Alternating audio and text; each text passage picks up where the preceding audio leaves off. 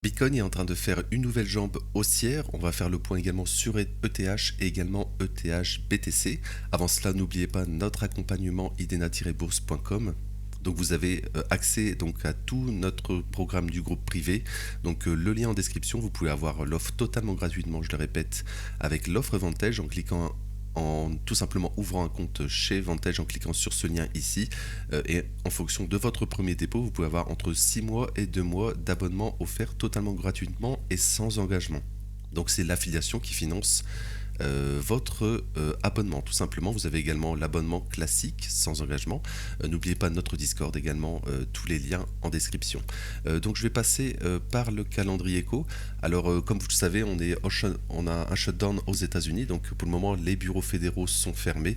Donc on n'a pas eu vendredi le NFP et le taux de chômage. Donc la semaine prochaine, on verra s'ils seront publiés. Pour le moment, on ne sait pas. Mais pour le moment, donc la semaine prochaine, niveau calendrier éco, on n'a pas grand-chose, hein. Alors normalement, on a des stats. Lundi, on n'a rien. Mardi, on a des petites stats import-export qui comptent dans le PIB. C'est surtout, on va dire, mercredi qu'on aura le FOMC minute. Donc on verra, hein. Allez voir ma vidéo macro, elle va sortir cet après-midi, mais elle est déjà disponible sur notre Discord. Donc on parle, hein, que Jérôme Powell n'avait pas le choix de baisser les taux, mais c'était très suspect car les stats éco sont mauvaises, hein. On est peut-être dans une stagflation. On en parle donc dans la vidéo macro justement que tout simplement le PIB, j'y reviens rapidement, le PIB baisse, hein, depuis plusieurs trimestres. Regardez, on attend 1,8, enfin 1,6 pour le moment, mais il y aura des révisions à la hausse, 1,8% de PIB en hausse aux États-Unis cette année, mais l'année passée on était à 2,8, il y a 2 ans on était à 2,7, donc on a une baisse, hein, du PIB, mais les marchés sont sur des ATH, donc voilà, c'est un peu suspect, on va dire. Mais si vous regardez également l'inflation, hein, j'y reviens rapidement, l'inflation, regardez, depuis avril, on monte, hein, sur l'inflation. On avait eu les stats de août, il y a 2 semaines, on avait monté, hein, par rapport à juillet, bien sûr. Donc, attention au scénario de stagflation sur les marchés. Stagflation, je le répète, hein, c'est baisse de la croissance, enfin ralentissement de la croissance et augmentation ou inflation haute. Attention sur les stats éco, et notamment sur les indices US, hein. Ça, j'ai déjà fait un point de la semaine hier, donc c'est déjà sorti. Donc n'hésitez pas à vous abonner également et à liker. Encore merci à ceux qui le font. Donc mercredi FOMC. Normalement jeudi on aurait les inscriptions au chômage, mais on les a pas eu, hein, la semaine passée, enfin cette semaine, jeudi. Et donc voilà, pas grand chose. Cette semaine, ça sera plutôt dans 2 semaines où on aura donc l'inflation, le CPI, etc. PPI aussi.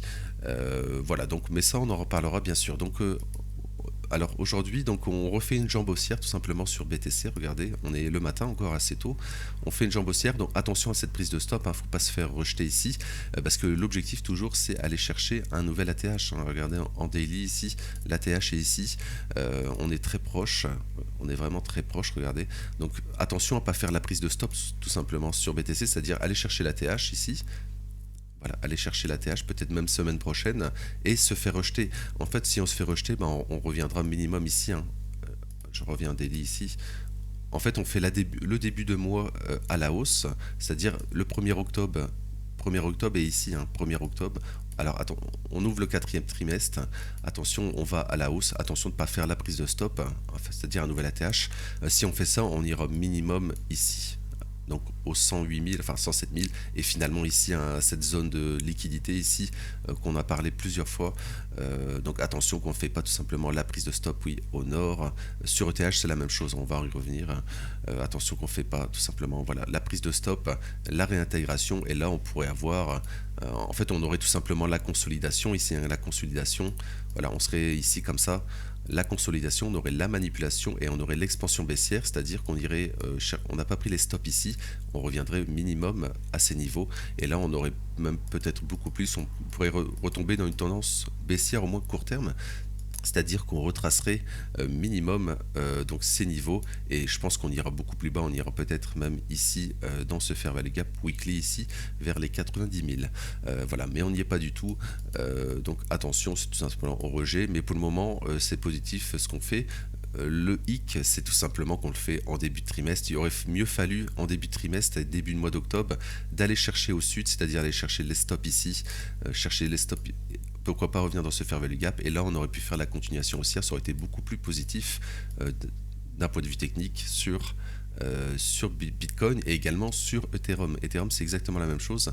Ethereum ça aurait été beaucoup mieux. Voilà, on ouvre le mois ici, le quatrième trimestre, ça aurait été beaucoup plus positif de revenir ici, de prendre le plus bas du mois précédent, c'est-à-dire le mois de septembre. Donc prendre le plus bas, se faire rejeter et ensuite faire la continuation haussière. Là on fait l'inverse. Après, sur Ethereum, on travaille toujours en cette zone de fair value gap ici.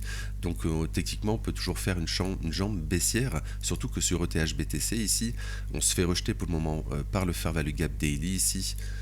Voilà, pour le moment, on se fait rejeter. Donc techniquement, on pourrait faire une nouvelle jambe baissière. Comme je l'avais dit hier, on a environ 6% de baisse.